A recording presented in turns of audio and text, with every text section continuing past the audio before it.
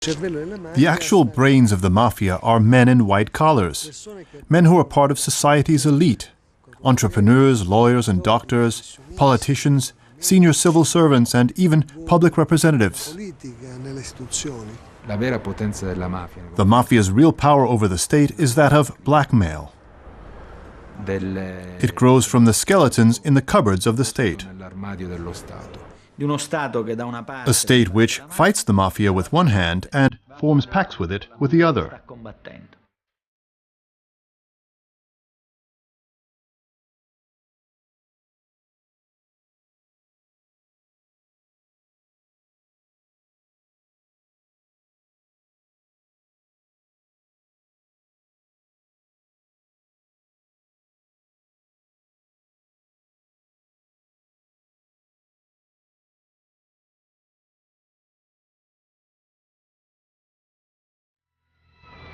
Catania, in the east of Sicily.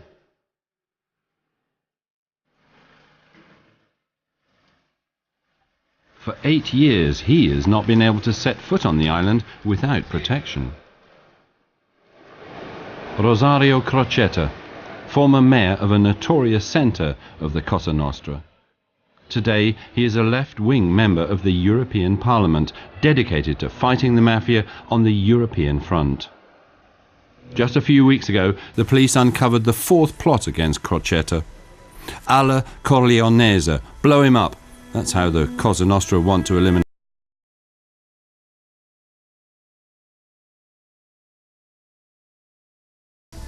Crocetta is lobbying for a European anti-mafia commission in Brussels. Long ago, the Cosa Nostra spread from the island to the entire continent and entered a symbiosis with the legal economy via finance companies, letterbox companies, clean subcontractors. Some people think that if one is, like me, born in the land of the mafia, that one understands it automatically. But it is difficult even for us to understand that behind a clean, trusted face there can be a mafioso. One doesn't understand that at first. I had to experience it firsthand. You know the mafia as it's described in the press and films. And then you discover that it has the face of someone who can speak 3 languages and who studied at one of the best universities in the world.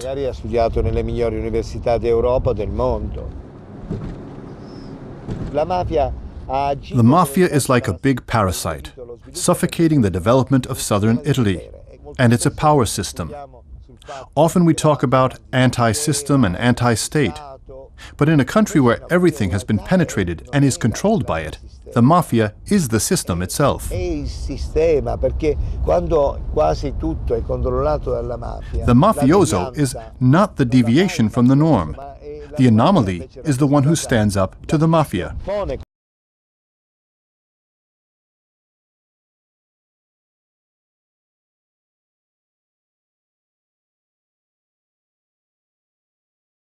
Situated in the far south of the island lies Gela, population 80,000, a rapidly growing mafia stronghold as a result of the oil industry. In 2003, following the mayoral election, Crocetta had to go to court to keep his post, which he'd lost as a result of mafioso election fraud. On his first day in office, he publicly named all known mafiosi on the piazza, his first sacrilege. The mafia came to Gela with the black gold. When sources of oil were found off the coast in the 1950s and the petrochemical factory was built, the mafia nestled in to get a share of the new wealth. Active and subtle, like every parasite in its survival strategy, the Cosa Nostra got involved with the transport and construction sectors, created jobs and took on contracts for other firms, thus creating dependence. Thousands of illegal buildings constructed in those years mar the look of the city, a line of mafia business that only Crocetta put an end to, one criminal charge at a time. The Cosa Nostra sold cheaply bought farmland for a large profit to the families of workers who were moving in. At the same time, it established a monopoly in the building industry and increased profits further by using substandard crumbling concrete. The Cosa Nostra strengthened its power in the city with a systematic paralyzing strategy of fear. If you don't pay protection money, you learn your lesson, and everyone will know about it. There were 165 fires in Gela last year. The murder rate has, however, dropped. The times when, as a result of internal mafia disputes, there were over 120 dead per year in the streets, and Gela was known throughout Italy as Mafiaville, are over. The violence peaked in 1990 in the so-called Arcade Massacre. 8 young men, some of them still children, were shot dead between pinball machines and football tables. 7 more were injured, but survived. When he ran to the scene and was standing in front of the 2 children, Crocetta felt the need to save the coming generation from the mafia. The staunch Catholic and communist quit his job as IT expert at the refinery and became a teacher and city councillor. Crocetta was used to fighting, having grown up as an overt homosexual in a conservative patrician society. I learned never to lower my gaze. I learned that as a teenager when the problem of my being different first arose.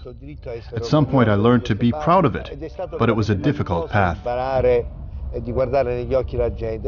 Not to lower one's gaze is difficult here for anybody.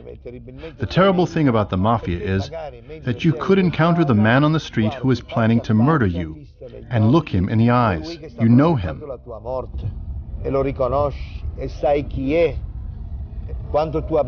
if you lower your gaze, you tell him that you acknowledge his power, that you are afraid of him. They are strong because the people are afraid.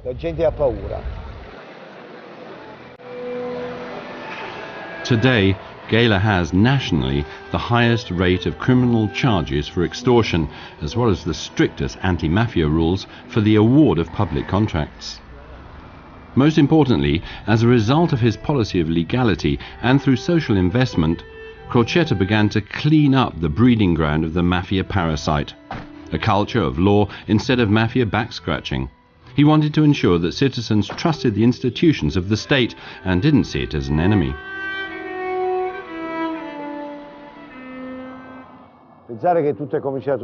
Everything started here. We arrested civil servants in the city hall who were issuing false papers for mafiosi on the run. When I came, I discovered that for years, not one public building contract had been publicly advertised.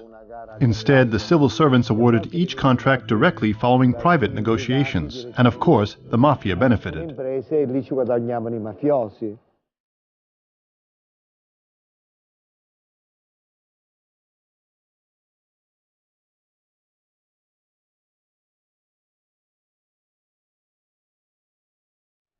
Like many places on the island, running water is available for just a few hours each day. The mafia has always speculated with basic resources and created a dependency.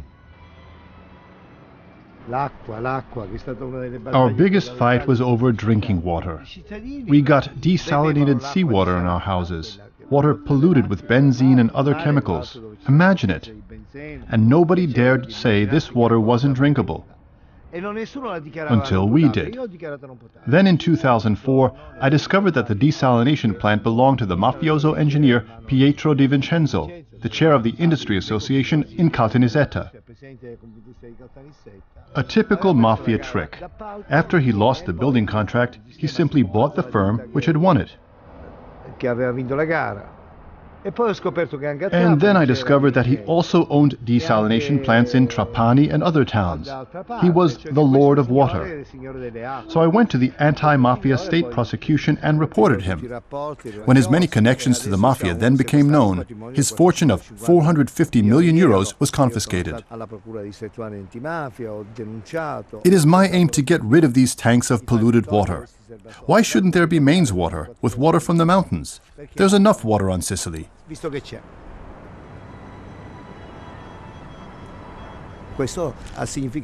was always a big fight with bureaucracy. I even dismissed the wife of the local fat cat, Daniele Emanuello. She worked in our planning department, even though I knew that that would be my death sentence.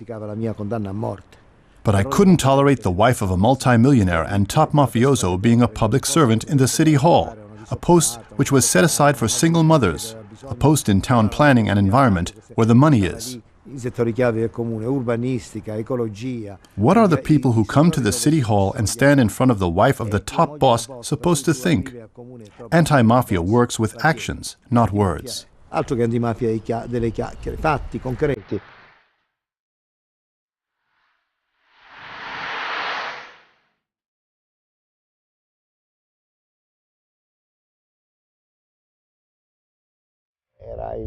One day in 2004, I was at a congress.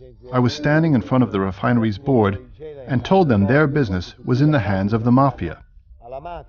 Top boss Daniele Emanuello, behind the facade of Conapro, a consortium of subcontractors for the construction and service industries, was making a profit of over 20 million euros. The board disagreed and even demanded compensation. They claimed my criminal charge had reduced their share price. A year later, the police and state prosecution arrested the entire board of the subcontractors consortium. Taped conversations had exposed the mafiosi. That was a revolution, and it led to a transparent awarding of contracts for the refinery.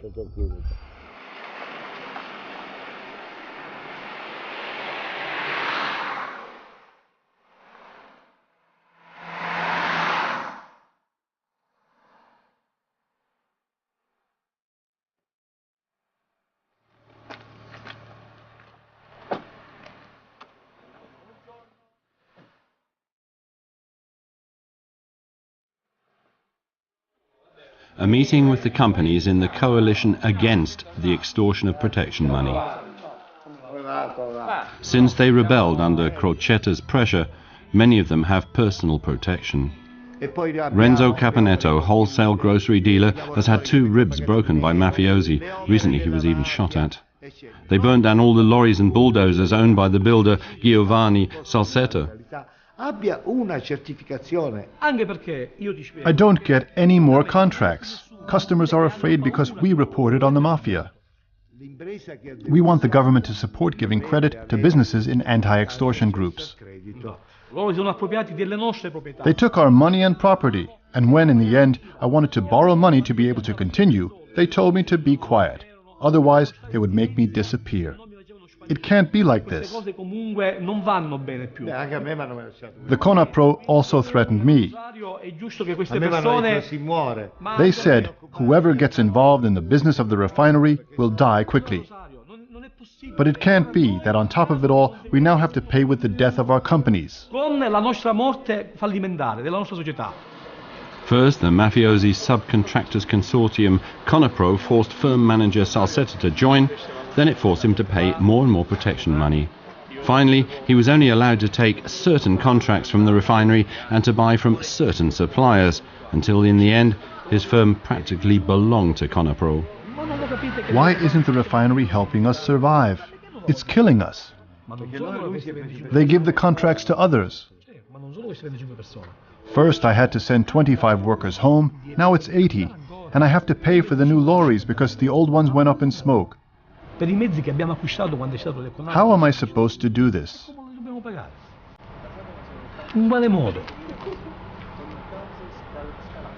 You lose hope, and much more.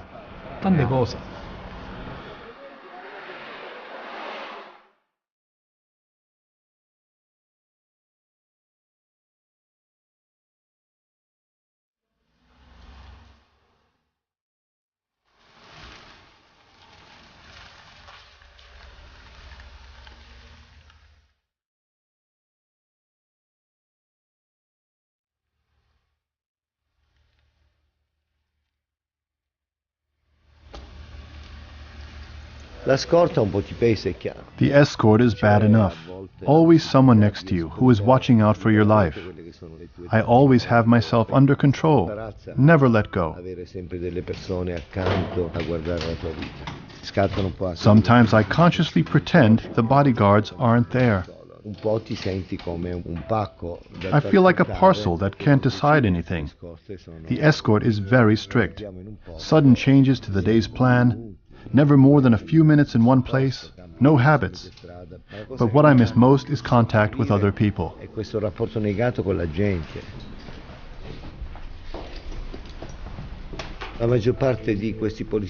Most of the escorts are with me of their own volition, so I see them as companions, comrades in the same fight. They are friends, family even.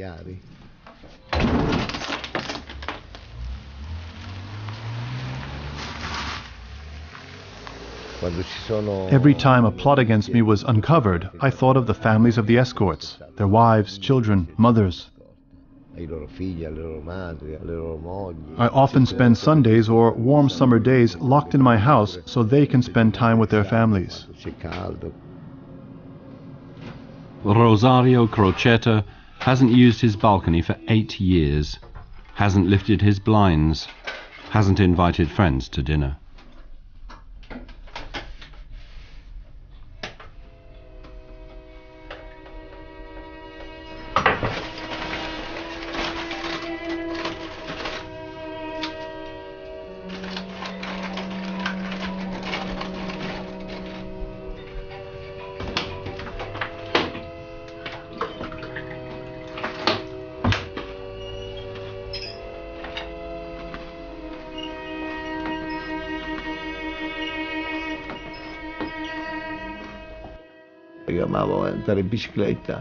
I used to love cycling or running through fields, especially in spring.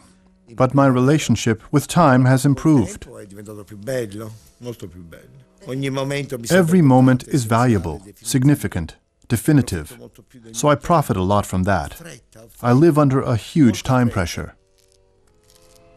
When your future is gone, you learn not to plan long term. Because where is the place the Mafia won't find me?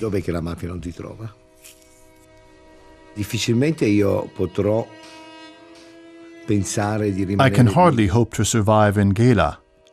The Mafia leaves no debts unpaid.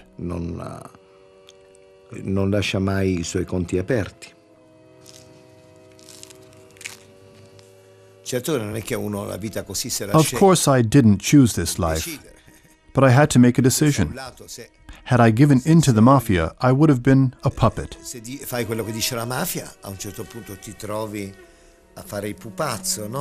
They would have pulled the strings, and I wouldn't have been free.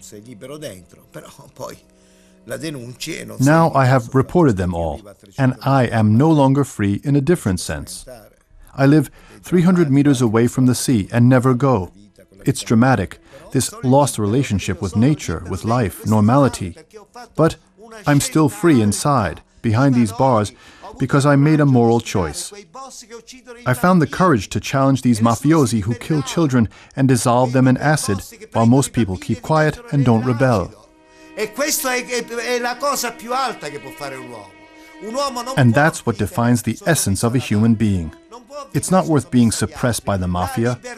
Freedom lies in rebellion and not in the chance to have a beer in the bar. I am free because I fight the Mafia and contribute to the freeing of my people.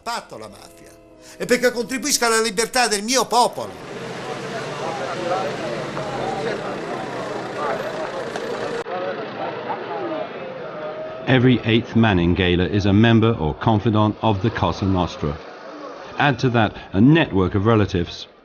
They are passive, but keep silent in complicity.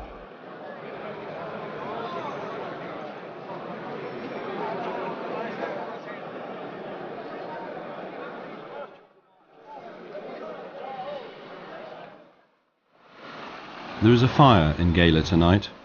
Maybe someone said too much, or saw something he shouldn't have. Perhaps he didn't keep to the conditions, or didn't give way respectfully to a mafioso.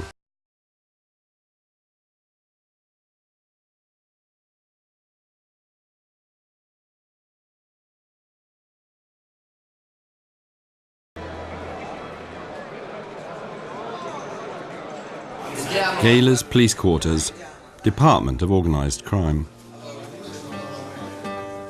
Superintendent Giovanni Minardi has new clues about a weapons depot and possibly of hiding places of mafioso on the run, gathered as a result of tapped phone conversations between Cosa Nostra confidants. This is the main entrance. There are two driveways next to a small road. There is the old farm. The last two cars park here on the left side of the farm. The others drive towards a small group of houses.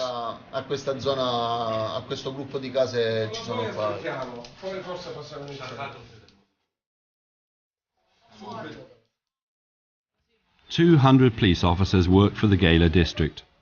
It's not a popular job in this mafia country, and badly paid. Average wages are €1,500 a month, even if it's for working on hot territory like here, even for being a bodyguard. No blood if business is smooth.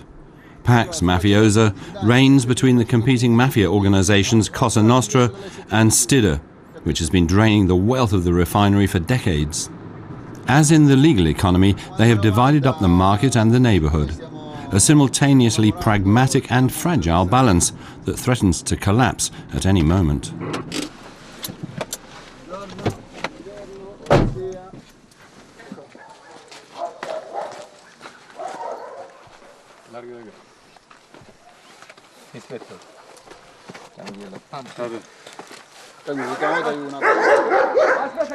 The police found a stash of weapons on this farm a while ago.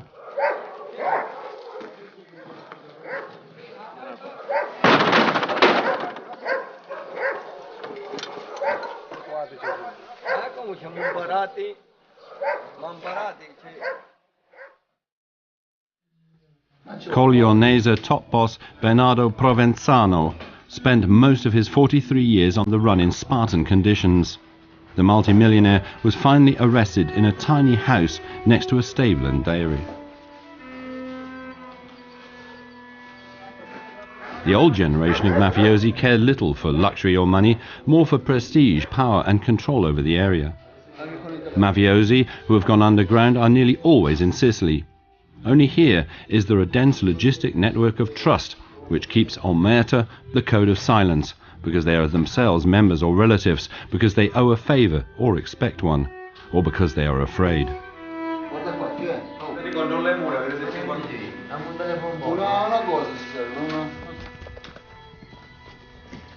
A defunct factory for processing organic fruit, one of dozens which exist only as long as there are EU subsidies.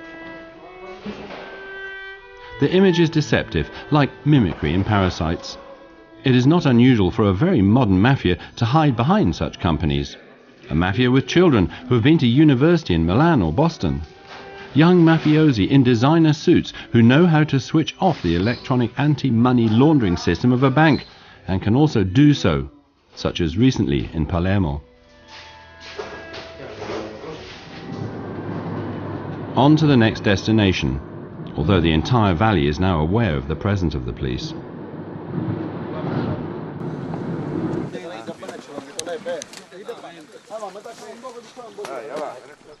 An apparently abandoned farmhouse.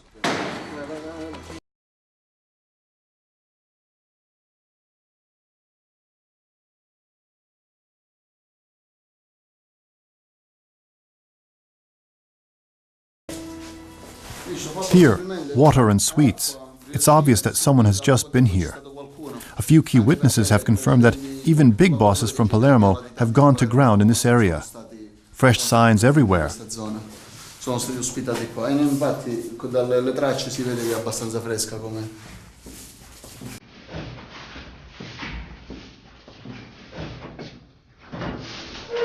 Handkerchiefs, hairdryer, water, all here.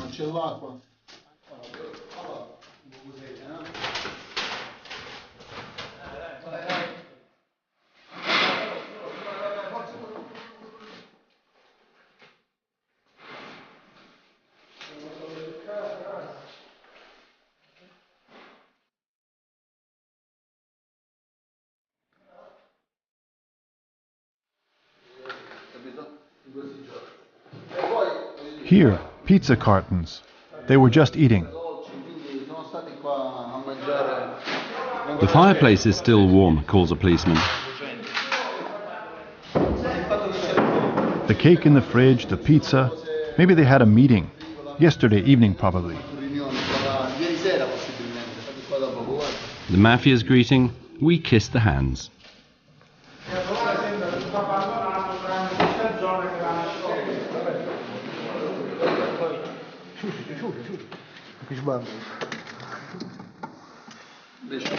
Yes, there are still embers. Somebody was just here and got away. They are always on the run. 2 days here, 2 days there, always from one hiding place to another. Come abbiamo visto anche altri casolari, ci sono dei punti per stare 2 o 3 giorni e poi andare via.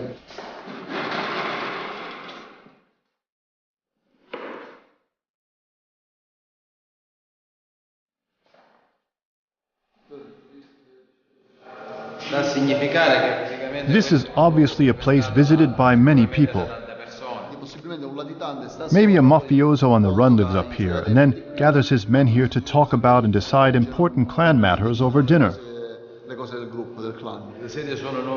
New chairs, not even a speck of dust. At such a gathering, they will decide about murders, thefts, drug trade, everything.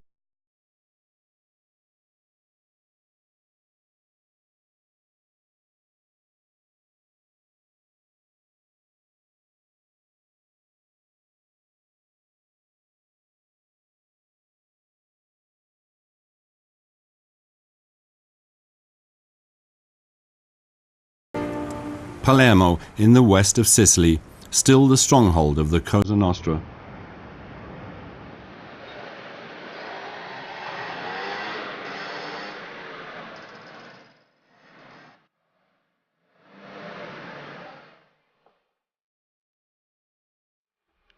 Over 550 police escorts are at work every day in this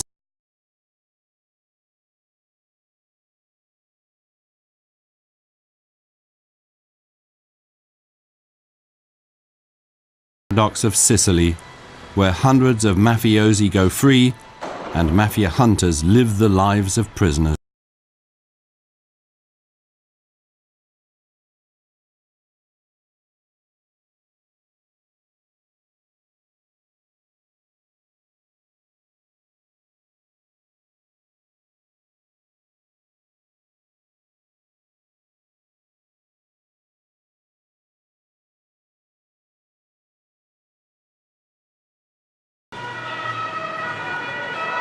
For 21 years, Attorney General Roberto Scarpinato has lived a life behind armor. He perceives Palermo only as a moving silhouette.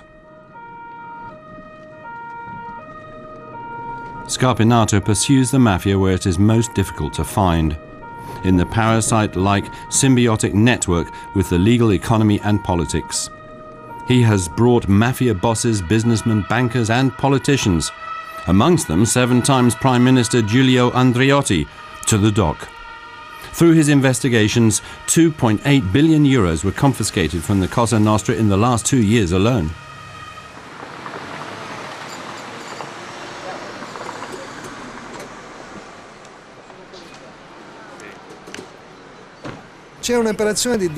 There is deliberate confusion of the public. The mafia has always understood how to influence public opinion. The media present an image of a demotic, militaristic Cosa Nostra. A Cosa Nostra of extortion money, so that society's reaction is channeled in a harmless direction, instead of attacking the system. The reality is different. In the last few years in Palermo, we have arrested hundreds of extortionists and all the mafia bosses, but the mafia is stronger than ever because the real mafia wears white collars.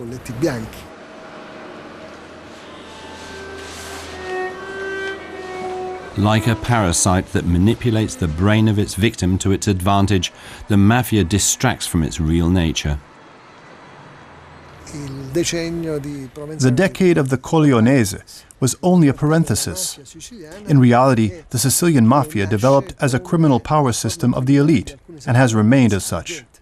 High-up mafia bosses are often doctors, lawyers, and industrialists in top positions in the trade associations. They have achieved an advantage or even a monopoly in important sectors using mafioso methods. Unfortunately, a general culture of complicity remains in society. In the last 15 years, there have been many major lawsuits involving the mafia and politics.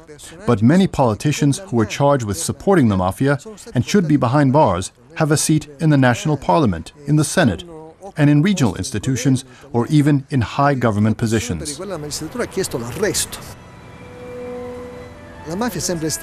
mafia has always nestled itself into the brain of the system, but public opinion abroad is still that of a primitive mafia.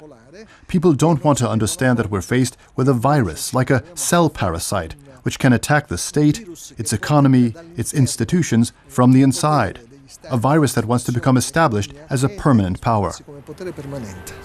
Scarpinato considers the massacre in the German city of Duisburg in 2007, when 6 Italians were mown down in a restaurant during a mafia-related family feud, to have been an operational accident. The real mafia is invisible and has no need to shoot, because it generates money and power using brains. In the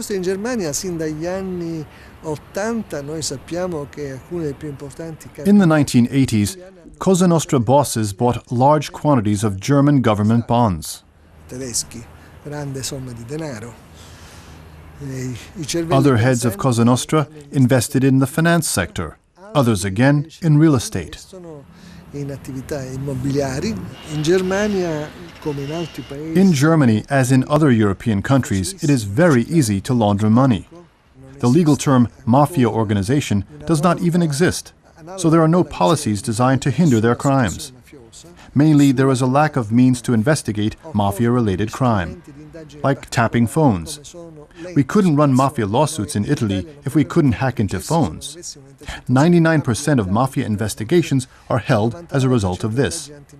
Countries such as Germany know a more conventional sort of criminality, but that is a phenomenon of the last century. The mafia, however, is not a relic of the past, but a criminal protagonist of the third millennium. So in the same way as the legal economy that is dominated more and more by oligarchs and concerns, whilst the small companies are bought out or go out of business, the small criminal organizations are squeezed by the big ones and must either become part of them or dissolve.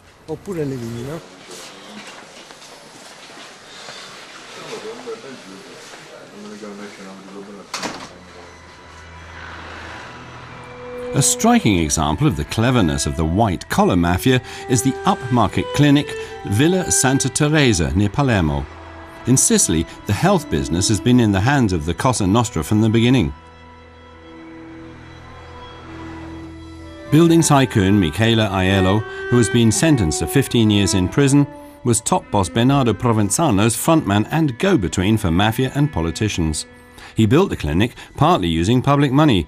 Once it was built, he charged the regional government inflated prices for patient care, up to 45 million euros a year. Charges which his friend, Regional Minister Salvatore Cafaro, rubber-stamped. The clinic has in the meantime been confiscated, and the town is to receive compensation worth millions. But a law currently in the making, which will enable the sale of confiscated real estate, could also be in the interests of the mafia. At present, the clinic is under the administration of the courts. Chief Executive Giampiero Otteri has reduced costs to a fifth with the same output. It is a sector where there is a lot of money and which also strengthens the power of the mafia in a given territory. During the elections, for example, the former regional minister Salvatore Cafaro employed 3,000 people in the ambulance service. Of course, when politicians recommend someone or employ someone, they guarantee themselves a voter for life, and with him, the votes of the relatives. And by making decisions about awarding contracts such as food and laundry, as well as medical instruments, they garner support among the public, which is vitally important for them. The same when they help someone with a serious illness. You can wait for months to have an operation, and you are eternally grateful to someone who gets you that early appointment. And then you owe him a debt of gratitude. chiaramente una persona a cui poi si rimane legati e cui... And if you have such power, you have an interest in maintaining an inefficient health system, because that's where the power comes from. Perché è proprio dall'inefficienza che lui genera una parte del suo potere. Now, with this new law, the town wouldn't get compensation, and the risk would be that the confiscated assets would, through frontmen, get back into the hands of the mafia. Il Palazzo, Palace of Power. The regional parliament of Sicily has always been a stage for intrigues and parasites. Former regional minister Salvatore Cuffaro is in court on 2 counts. For one of them, he has been sentenced to 7 years in prison for providing support to the mafia. Yet Cuffaro is not behind bars, but continues to sit on the red vela seats in the Senate, thanks to parliamentary immunity. There is also a court case running against the current president of the Sicilian region, Raffaele Lombardo. Several more regional representatives are being investigated on suspicion of involvement with the mafia. Many of the investigations against the highest level of the mafia started in this office block in central Palermo, from the regional parliament to the health centres to the secret service. Genci, telephone man. This high-ranking police officer is able to produce so-called contact graphs from telephone connections. But when his work advanced to the untouchable caste of national politicians last year, his archive was confiscated and Prime Minister Silvio Berlusconi attacked him. In the meantime, Genci has been cleared of all accusations. Tapped telephones, meaning unambiguous words, contact graphs about other telephone conversations, concrete facts, have shown again and again how this alliance of power, media, church, public prosecutors and politics have pulled the strings of illegal activities in which the mafia has been a part. The investigations into the mafia massacres of 1992-93 were stopped very quickly. They showed that the diary of public prosecutor Paolo Borsellino had disappeared, and the electronic data, as well as the diary of public prosecutor Giovanni Falcone, had been deleted. Institutions that had a connection with the Cosa Nostra were involved with the massacres. Indisputable evidence shows that the Cosa Nostra played an instrumental role on behalf of elite circles that wanted those massacres to change the political course of Italy. On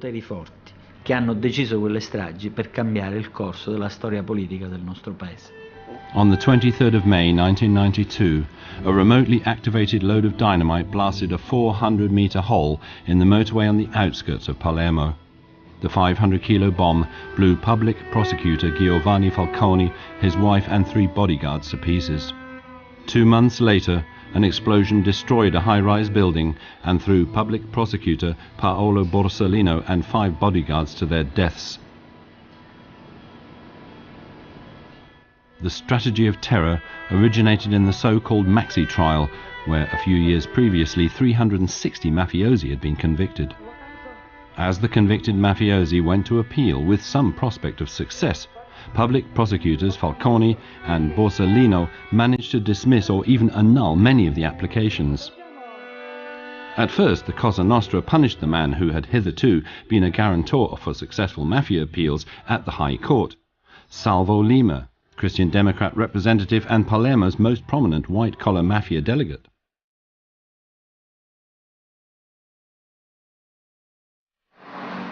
The court convicted only members of Cosa Nostra in connection with the attacks of the public prosecutors.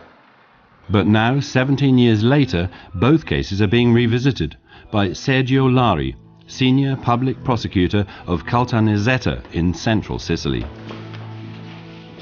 We are currently investigating whether there were common aims between the Cosa Nostra and external powers, such as secret agents, who had an interest in destabilizing the political landscape of the time. We have to remember that Tangentopoli, the big political corruption scandal, was bubbling away.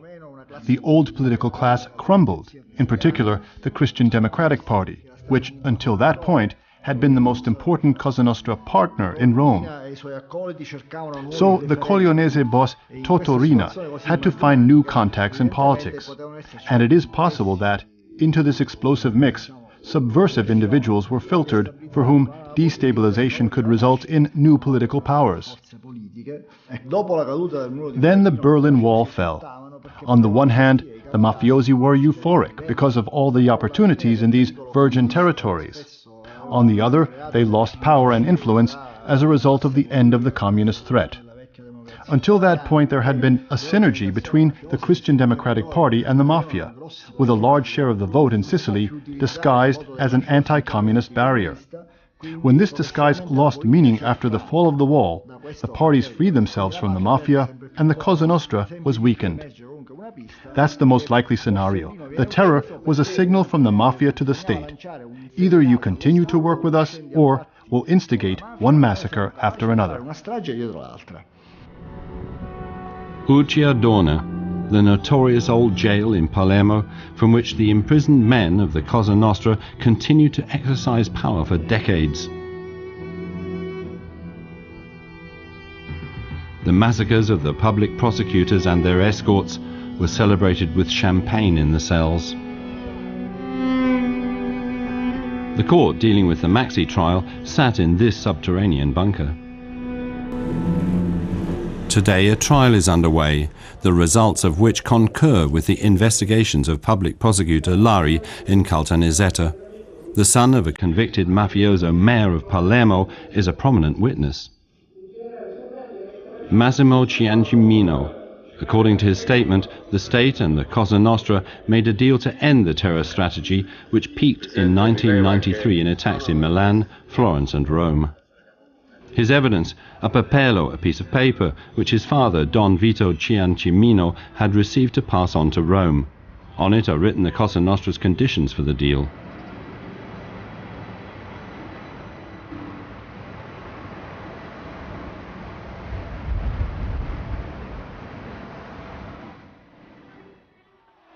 The paper shows the handwriting of Bernardo Provenzano, big boss in the Corleonese, who was arrested in 2006 after 40 years on the run. In it, he offered to turn in the bloodthirsty fugitive boss Toto Riina and to end the terror. In return, he wanted the state to abolish the state witness program and reverse the Maxi trial convictions, as well as strict anti-mafia prison conditions. Did you see this distinguished gentleman give your father the envelope? I only saw my father taking the contents out of the envelope in the stairway later. How was the terror supposed to be ended? He offered to negotiate. A few mafiosi on the run were to be turned in, and in return, the state was to make certain concessions to the Cosa Nostra. The police were supposed to be the arbitrators. Time and again, press and politicians attacked the initiators of this sensitive trial. Public prosecutors Antonio Ingroia and Nemo Di Matteo even received anonymous letters with bullets enclosed. General Mario Mori is a famous defendant, once Secret Service chief and then leader of the ROS, the special police unit to which Provenzano is supposed to have turned for assistance. I would like to make clear that these were talks between trusted contacts and not negotiations, as some people say. For the fight against terror, we had a special unit looking for mafiosi who had gone to ground. We had also found better sources of information, such as Vito Ciancimino, who knew plans and members of the Cosa Nostra. It was certainly a dicey, dangerous task. The poison of the Mafia reaches as far as the court with the use of infiltrated moles. The Sicilians call the building Palace of Poison. Nino Di Matteo, one of the main prosecutors in this controversial trial surrounding the deal, prefers to talk outdoors. Massimo Ciancimino brings information which fits perfectly into the mosaic of our findings to date. Witnesses and public prosecutors are respected by the Mafia as long as they hit the lower echelons of the Mafia. But as soon as they go higher up, the press describes the key witness as unreliable and biased, and us prosecutors as conspirators, madmen, or communists. Il magistrato e I magistrati che lo gestiscono diventano politicizzati, pazzi scatenati o complottisti. Again and again in the past, but also more recently, even Prime Minister Silvio Berlusconi claimed that our investigations into the massacres are a waste of time and energy. Such isolation is dangerous for us mafia hunters. Many of the upcoming reforms which are being debated at the moment would not only endanger the independence of the public prosecutors, it would also reduce the effectiveness of the anti-mafia investigations, especially the more important ones. One of the reforms is to limit the extent we can tap into telephone conversations, one of our chief investigative tools. Another concerns a passage in criminal procedure regulations. The plan is to transfer the control of investigations from the public prosecutor to the police. However, the police are not independent, but are subject to the government of the day. If the plan is to turn us public prosecutors into police lawyers, that means the end of certain investigations. Not of such crimes as murder and theft, but the ones where the mafia get involved with politicians, the financial sector, and in the business world. La fine di determinate inchieste, non quelle per rapina, per scippo, per l'omicidio comune. As well as those where institutions work together with the mafia. Finanziaria, la mafia imprenditoriale, la mafia che collude con le istituzioni.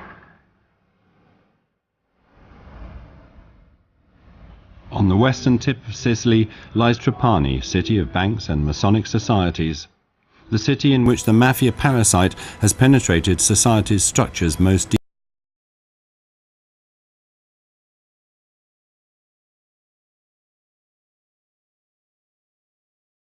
Trapani Cosa Nostra even managed to benefit from the financial crisis. It lent money to ailing companies at extortionate rates and thus made them dependent. At the same time, it used the transactions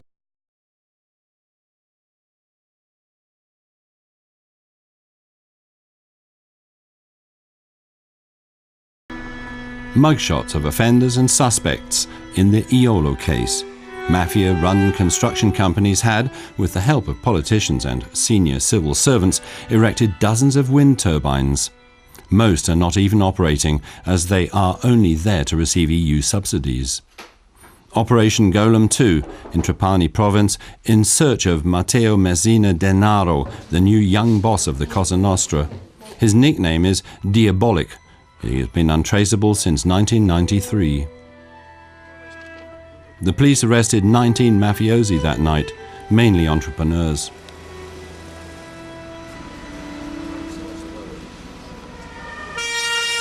Golem 2, the most recent large raid. In the main, the police arrest violent mafiosi who are rarely needed these days anyway. White-collar mafiosi are arrested much less often.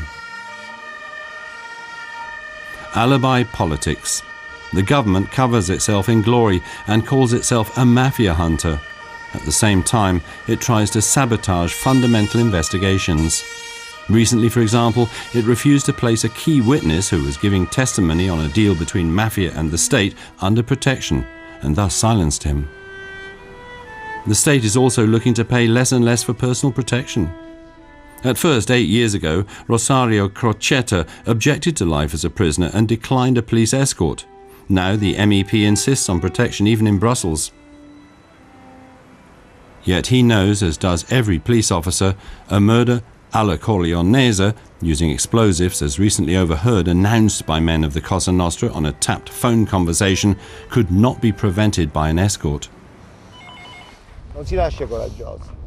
Nobody is born brave. The first time I reported a mafioso, I was very afraid. I had nightmares. I couldn't sleep for nights. I didn't know what to do.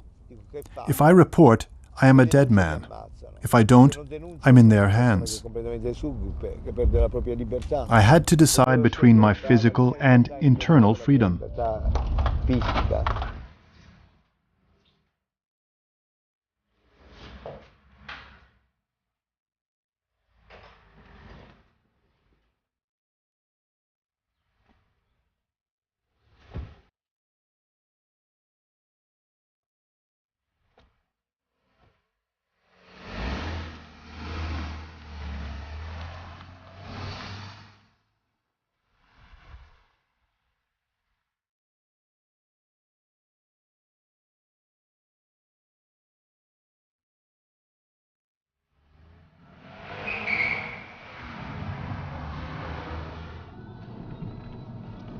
Some people ask, why do you do this? Yes, why?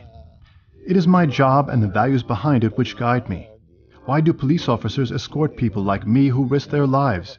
It's their job, their sense of duty. It's obvious, really. But in this society where everyone thinks of saving their own skin, it's revolutionary.